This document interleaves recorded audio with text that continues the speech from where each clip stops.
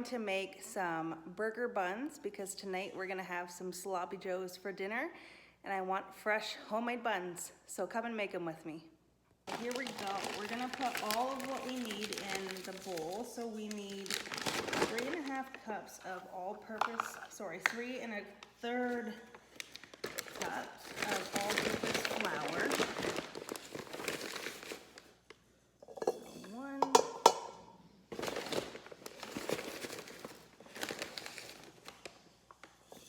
2,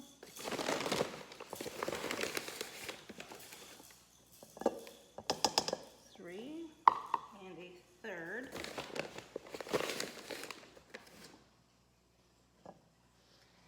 And then we're going to put in 1.5 teaspoons of instant yeast.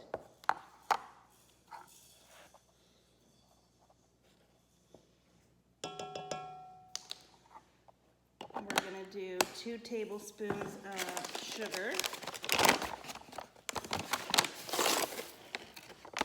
1, 2, and then 1.5 teaspoons of salt.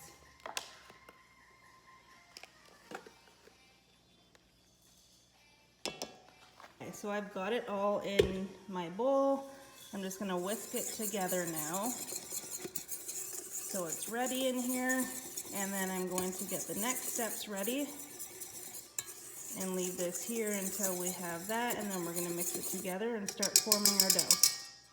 So now we're going to add 3 tablespoons of milk and 3 tablespoons of butter to either a saucepan or a microwavable container, so you can heat it up and melt the butter and warm the milk.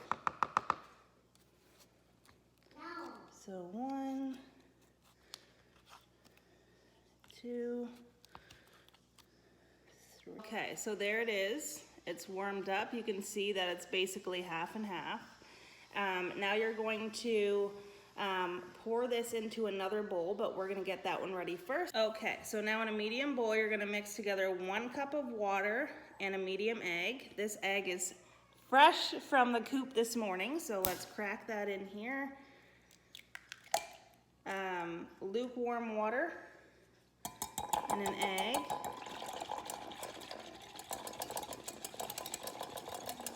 And then you're going to add your mixture that we just made of the butter and the milk. And you're going to stir that up. And then now what you're going to do is you're going to take this and you are going to slowly add it to the flour mixture that we already made. So let's do that. Okay, so let's turn this on. I'm going to slowly add this into the mixture, and then it's going to knead it basically for me. And from there, once we have a ball of dough, I will show you exactly what we do next. So you can see it's kneading. It's a little bit messy sometimes, but it's all good. So here we go. It's kneading. And once it's done kneading, I will show you. Okay, so you can see that it's a dough ball now. Oh, I've got it locked. You can see that it's clearly a ball of dough. And there's no more flour, so it's good to go. Okay, so here is the dough now that I have it off of the stand. So you're just gonna clean your hook, or if you're using a spatula, obviously just clean it up, get your dough ball in the bottom of the bowl, and now what we're gonna do is we're gonna cover it with either a lid. I like to use plastic wrap, so we're gonna cover it with plastic wrap for 2 to 4 hours until this ball has basically doubled in size and starts bubbling. Okay, so now you're gonna put it in a warm place. So I put mine on my counter, but what I also do is I throw a cloth over top of my plastic so it looks just like that. And we're gonna leave it there for 2 to 4 hours, like I said, until it doubles in size and starts getting a little bit of bubbles on it. So I'll check back in 2 hours and see where we're at. There we go. So now while that is getting ready there, we're going to get everything cleaned up. I always just give this a wipe down because it does get filthy when it's going. Put all my stuff away, and then I'm gonna go about my day for 2 to 4 hours, and then we will come back later and finish up the rest. Okay, so I'm not gonna take it off, but you can see it's been about 3 hours. So it's almost double in size. I am gonna wait about another hour and come back and see how big it is. Okay, so the dough has risen. You can see, I'm gonna take it off. It has risen, you can see the bubbles that I was talking about. So now what we're gonna do is I floured my work surface here. I'm gonna get my hands a little bit floury, lightly floured, and I'm going to take this out, put it on the counter. So it's on the counter. I'm gonna kind of just roll it into a ball.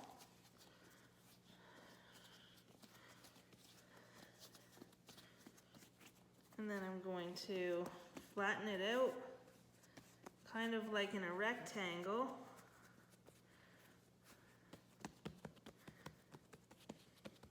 And I'm going to take a dough scraper or whatever this thing is called.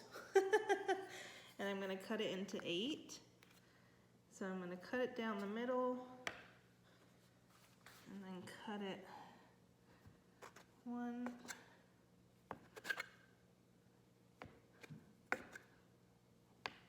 2, 3. Okay, now we're going to turn these into balls. So you're going to tuck the ends under like this, and then you're going to pinch them together, all of them. So you have a ball like this, and the ends pinched, and then you're going to place it on your prepared cookie sheet with parchment paper, and you're going to do that for all of them.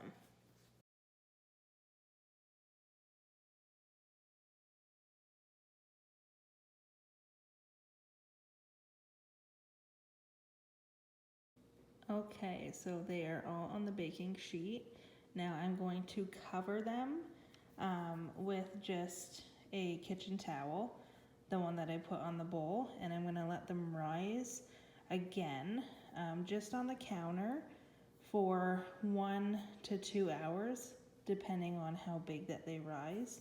But I'm going to put the towel on them now, leave them on the counter, and let them rise. So just simply like that, just lay a towel over them and check them in an hour. 2 hours more so if you put the dough in the refrigerator like the recipe says, but just 1 hour and we'll check them again. Okay, so it's been an hour, a little over, and here they are now. You can see the size difference. So we're gonna pop them in the oven and bake them. Okay, I lied. So there was another step. So preheat the oven to 400, and then you're going to use the other egg, whisk it up, and you're going to put it on the top as an egg wash. So let's go ahead and do that.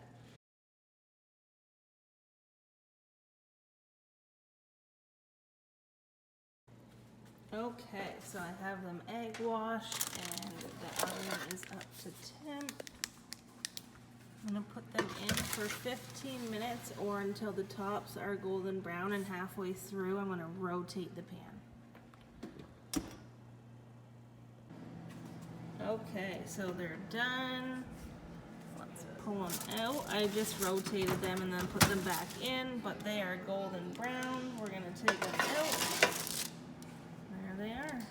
Okay, so now I'm going to transfer them to this wire rack and let them cool. So let's do it.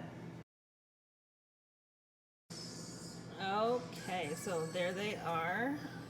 Look at these. Oh my God, they look so good. So I'm gonna let them cool for about 15 minutes prepare the rest of dinner, and then once I cut them open for our sloppy joes that we're going to use them for, I'll show you what the insides look like.